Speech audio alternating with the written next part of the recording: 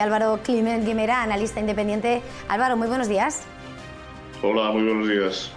Mirábamos al comportamiento de los mercados, unos mercados que parecen dudar, que esperan datos de Estados Unidos del viernes, también esos datos que van a venir en Europa. Y en este contexto, con signo dispar, no sé cómo ves el comportamiento que podemos esperar de los principales índices. Bueno,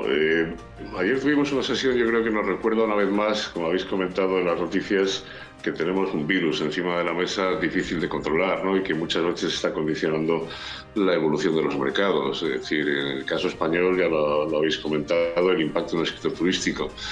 en donde yo creo que muchas de las esperanzas de la recuperación del tercer trimestre de PIB y del cuarto trimestre de este año estaban precisamente apoyadas en esa recuperación más intensa del turismo y por lo menos que viésemos una temporada relativamente estable, ¿no?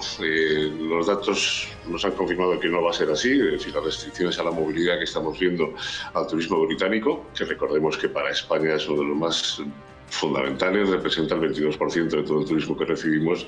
y una factura de casi 18.000 millones de euros, que es la suma conjunta de Alemania y Francia, con lo cual eso va a condicionar mucho lo que es la intensidad de la recuperación en ese tercer trimestre. En cuanto a la evolución de los datos, pues hombre, yo creo que esta semana tenemos, hoy no hay datos relativamente relevantes, es decir, los datos de confianza del consumidor es, digamos, confirmar los PMIs que vimos la semana pasada y el dato de confianza del consumidor en Estados Unidos, que también de alguna manera mejorará hasta los 119 puntos. Quizá yo pondría más énfasis primero en la reunión de la OPEP del jueves, en donde vamos a ver claramente que después de la evolución del petróleo tipo Brent, que ya está por encima de los $36 y con una subida del 80% en los últimos 12 meses, pues probablemente veamos un aumento de la producción y además a eso hay que añadir la incorporación de Irán, que va a añadir otro 1,4 millones de barriles al mercado, lo cual frenará de alguna forma ese efecto inflacionista que las materias primas están aportando al mercado, ¿no? El miércoles tenemos el dato de inflación en la Unión Europea, que relativamente debería de relajarse hacia los niveles del 1,9%. Y por último tenemos el dato de empleo agrícola en Estados Unidos, que se prevé una creación de empleo de 700.000. Hay que recordar que ya prácticamente estamos en cierre de semestre y por lo tanto algún rebalanceo de carteras todavía podemos ver en los clientes institucionales, pero a partir de este fin de semana, que empieza ya la fiesta de la independencia en los Estados Unidos, prácticamente los mercados se van a quedar secos de volumen y nos vamos a encontrar probablemente con unos mercados muy laterales y sobre todo muy pendientes de la evolución de esa cepa delta que comentabais, esas restricciones a la movilidad, ese, digamos, parón del turismo en un momento determinado y que de alguna forma pues, puede condicionar a los mercados. Yo creo que ahora está todo el mercado está mirando a Jackson Hole, la reunión que se producirá en agosto, en donde recordemos que ya en el año 2013-2014 pues fue donde se decidió precisamente la reducción del QE3 americano, es decir, la reducción de las compras de activos, el tapering famoso, y yo creo que nos vamos a poner toda la vista en esa reunión para ver de alguna manera si esa inflación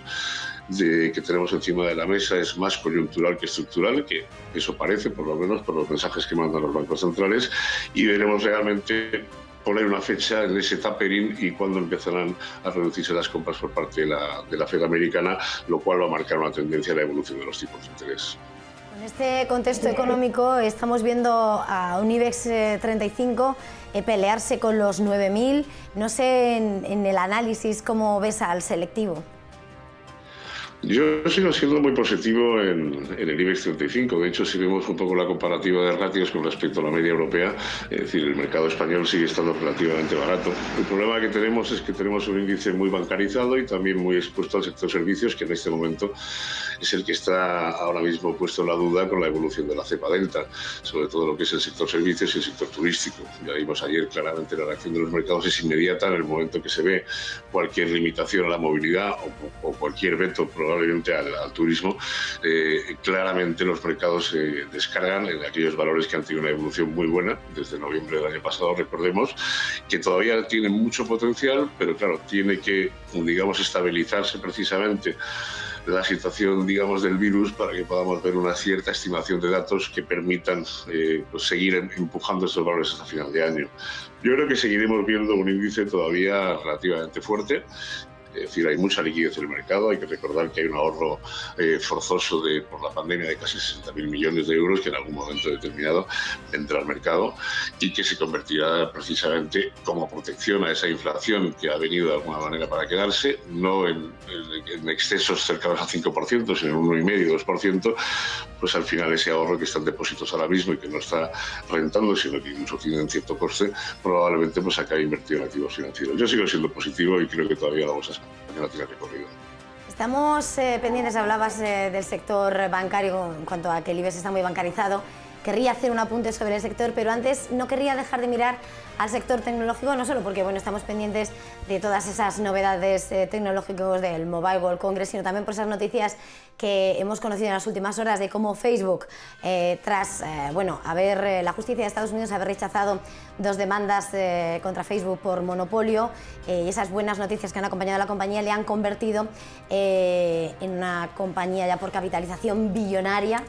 No sé cómo ves al sector tecnológico en este contexto, pese al buen año registrado en 2020, ¿cómo lo ves en estos momentos? Y no sé si tienes algún valor favorito. Ya vimos no solamente Facebook, sino también vimos Microsoft el otro día, que marcaba máximos históricos. Es decir, digamos que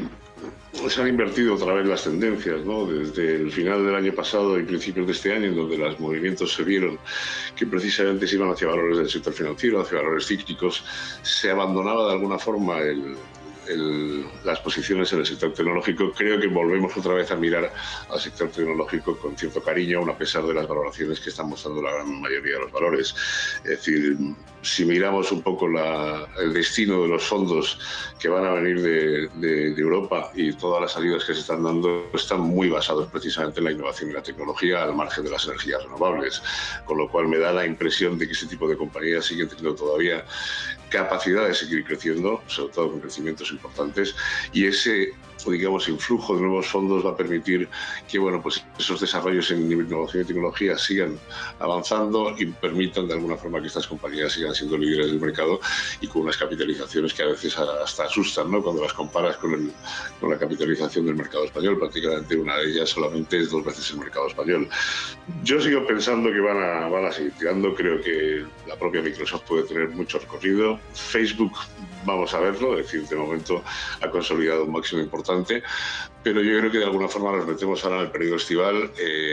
vamos a ver menos actividad, como hemos comentado antes, y creo que va a haber un cierto parón o una cierta lateralización de cotizaciones hasta que veamos un poco cuáles son las previsiones del segundo semestre y realmente lo que pueda salir de la reunión de Jackson Hole, que creo que va a ser vital precisamente para esas compañías. Ya hemos visto que el plan de infraestructuras de Biden,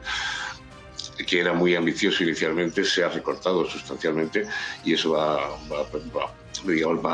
a afectar a aquellas compañías que tienen posiciones importantes de desarrollo en el país, ¿no? En cualquier caso, creo que vamos a seguir viendo un mercado americano fuerte, vamos a ver una economía americana repuntando claramente por encima de la media europea y está en una situación completamente distinta en el ciclo ahora mismo que la economía europea. Por lo tanto, yo creo que seguirán todavía con cierto ánimo, y hay que recordar que además la parte más importante ahora mismo es el empleo. El dato del viernes va a ser, yo creo, relevante y nos va a marcar un poco la tendencia hacia dónde va esa creación de empleo, que hasta ahora pues parecía que estaban encontrando problemas para poder recolocar y encontrar puestos de trabajo que pudiesen cubrir esas necesidades que tiene el mercado ahora mismo.